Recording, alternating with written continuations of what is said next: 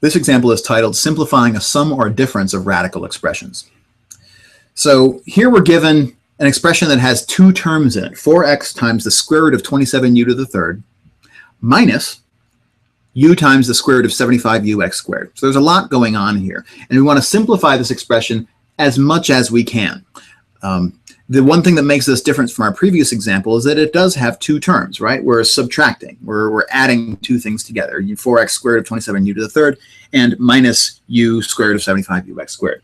So there'll just be one more step at the end of our process. After we simplify each one of these radicals in turn, we may also be able to combine like terms. That's the simplifying strategy that works when we have multiple terms in our expression, but which we didn't have to use up to this point. So watch out for pluses and minuses in an expression because radicals, just like exponents and powers, work on the basis of multiplication and division. So if I explicitly have addition and subtraction in my problem, the order of operations tells us that that stuff has to be done last.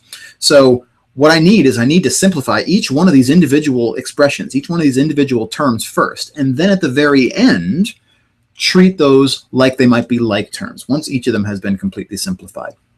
The good news is that my strategy starts in exactly the same way that our strategy in the previous problem did. We're going to simplify each one of the terms in this expression by first factoring their radicand completely into primes. Because I have square roots, I'm then going to look for pairs of factors underneath their square roots that can become single factors on the outside, and then I'll remultiply all the factors when I'm done.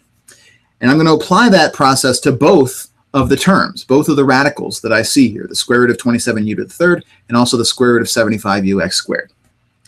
And then once I've done that and I've simplified across all the multiplication, division, exponents, and roots and powers that we have, then according to the order of operations, there's addition and subtraction. And wherever there's addition and subtraction, there's a possibility that we can combine like terms.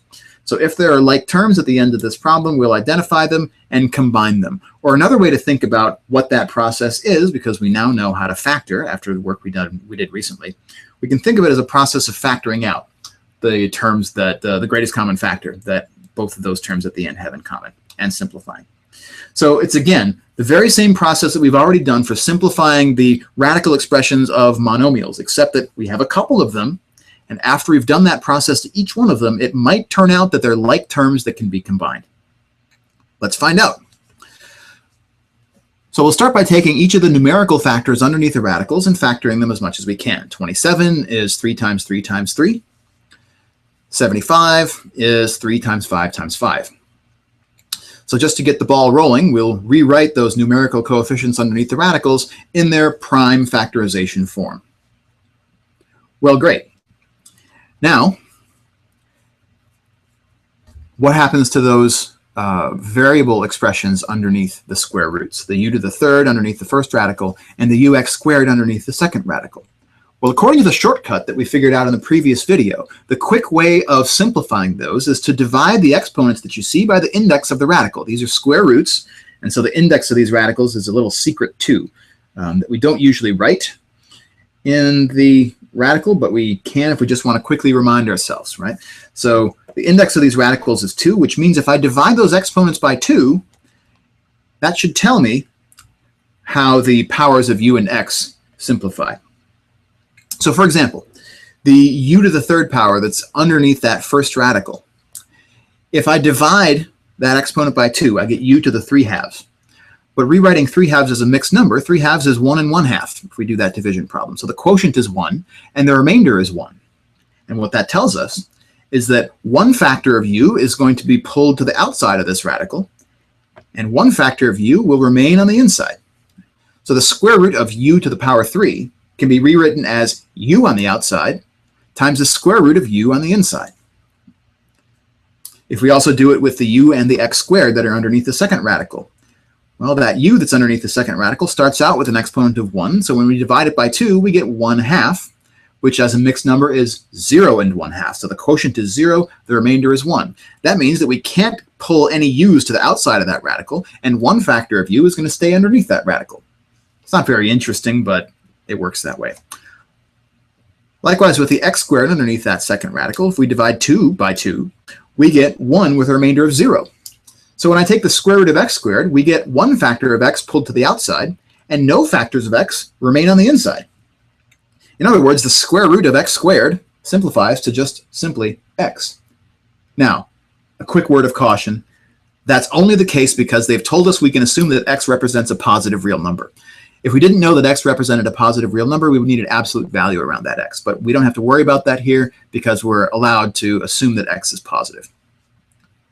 All right, so now we know what's going to happen with all the variable expressions underneath the radicals as well. So finally, let's also pull out the pairs of numerical factors that we find as well. The first radical has a pair of 3's, which we can pull to the outside to make a single factor of 3. The second radical has a pair of 5's, which you can pull to the outside to make a single factor of 5. And then in the first radical, the square root of u to the third, we said was u to the power 1 on the outside, and then also u to the power 1 on the inside of the radical. We also have that additional factor of 3 underneath that first radical that we couldn't do anything with. And then the second radical, square root of ux squared, well, the x squared becomes a single factor of x on the outside with no factors of x left on the inside. That original u underneath the second radical just stays put. Nothing happens to it. And what you'll notice happens is that now that we've simplified both of these radical expressions completely, the radicals are exactly the same. We end up with 3u underneath both of those radicals. And if we simplify what's on the outside of each one, 4x times 3 times u to the first power, that's 12 times ux. Then I have the square root of 3u. In the second term, minus 5ux times the square root of 3u. And so we've simplified now each one of the terms in this expression that has two terms in it as completely as possible. So 12ux times the square root of 3u minus 5ux times the square root of 3u. Is this as simple as we can make it? Well, no, it's not, because these two terms have a lot that are in common. Specifically, each one of these terms has a factor of u, it has a factor of x, and it has a factor of the square root of 3u in it. So what are we doing? We're looking for like terms. We're looking for terms that have variable factors in common. And actually, both of these terms have identical variable factors, ux square root of 3u. So I have 12 of them in my first term, minus 5 of them in my second term. So how many of them do I have in total? I have 12 minus 5. 12 minus 5 what's? 12 minus 5 ux times the square root of 3u's. So we're combining them the way that you combine like terms by adding or subtracting their coefficients. So I have 12ux squared root of 3u minus 5ux squared root of 3u to give me a total of 12 minus 5, or 7ux squared root of 3u. And so there we have it. So there was a lot going on in this problem, but it was really just a slight extension of what we've already done before. We first took each of the radicals in this problem, and there were two of them in separate terms, and we simplified it the way that we know how to simplify, by factoring the numerical coefficients and pulling out any pair of prime factors underneath the radical to become a single factor on the outside, and then taking any powers and dividing their exponents by the index of the root to figure out how many powers end up on the outside of the radical and how many powers are left behind on the inside. But after we did that in both of our terms, we ended up with two expressions that had a lot in common. They each had a ux squared root of 3u in them. And so there was one more step that we could do. We could combine those two terms into a single term, because they're like terms, by subtracting their coefficients. 12 minus 5 gave us 7.